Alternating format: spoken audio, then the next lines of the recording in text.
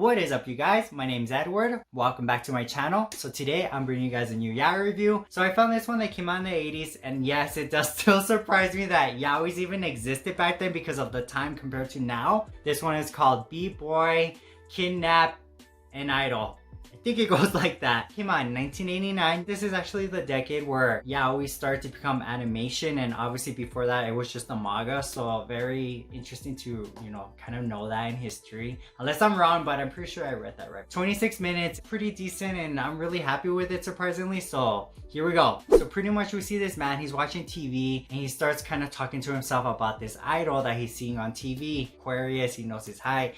This guy's just 15 years old, and this is creepy. Like, I get it inspiring, but we know it was not that. Apparently he likes things that are beautiful, and he finds him beautiful. This is freaking creepy. Oh, this is weird as hell. By the way, his name is Go Yumira. Now we get to the idol himself, Kazuya Shanohara, high school student, best of both worlds, living his dream. He's an idol.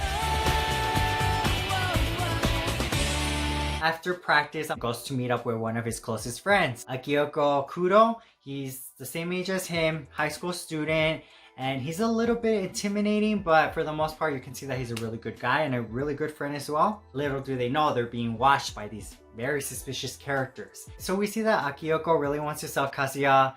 You know what? I'm just gonna call him Shanohara because I've been practicing his name for a few days now, and I can't seem to get it, but yeah, let's go with Shanohara. I apologize for that. So we see that Akiyoko really wants to tell Shanohara something, but he never really gets around to it. The next day, Akiyoko's in school. Shanohara, he goes to school as well, just doing regular school activities, how any high school student would do. We do see that Akiyoko's in sports and he's in basketball, and he had to stay after school for practice, but right before he leaves, Shanohara says, "Hey, there you are. I was waiting for you." "Wait, you waited for me this long? It's my day off and I really wanted to hang out with you. Let's go do something cool." And again, you guys, Akiyoko just stares at him. You know he wants to tell him something, but he never gets around to it. So they end up having an argument / fight, which leads them to going in front of the school. Out of nowhere, they're surrounded. Remember those shady characters? We see them again, but this time a whole bunch of them. So we see that this other man in glasses comes and approaches him. His name is Ryuji Kudo. Yes, you guys, I did notice that Ryuji and Akiyoko have the same last name.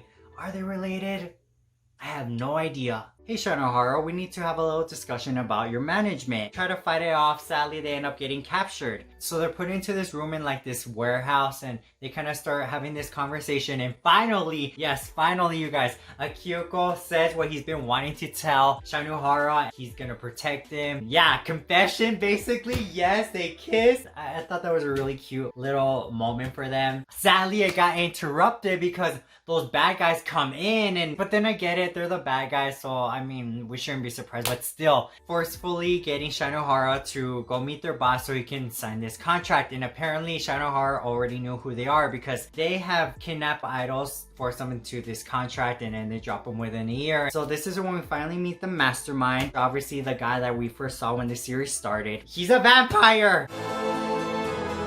I don't know about you guys, but when I saw Dracula, Twilight, he has to be a vampire. I mean, the hair, the pale skin. Also, he's creepy. I mean, let's just be real. I mean, the fact that he's after a 15, 16-year-old and this isn't the first time this man has done that. Meanwhile, Akiyoko is with Ryuji trying to escape. And the weird thing is that I think Ryuji helped Akiyoko escape because he leaves him like a knife, which he did aim at, but he purposely missed. He used that knife to obviously get out of this, the ropes. He made his escape just in time. He saves Shanohara from that creepy vampire dude. They run off to find an exit. Shanohara goes straight to a switch so that way the door will open. So Akiyoko sees that there's a motorcycle and he rushes to it, and guess what? Ryuji's on it. Again, Ryuji literally just gives him the motorcycle and lets him go. Very confusing, but either way, they escaped. Ryuji tells all the men that, you know what, just let him go, it's fine. He says, "This is writer's love."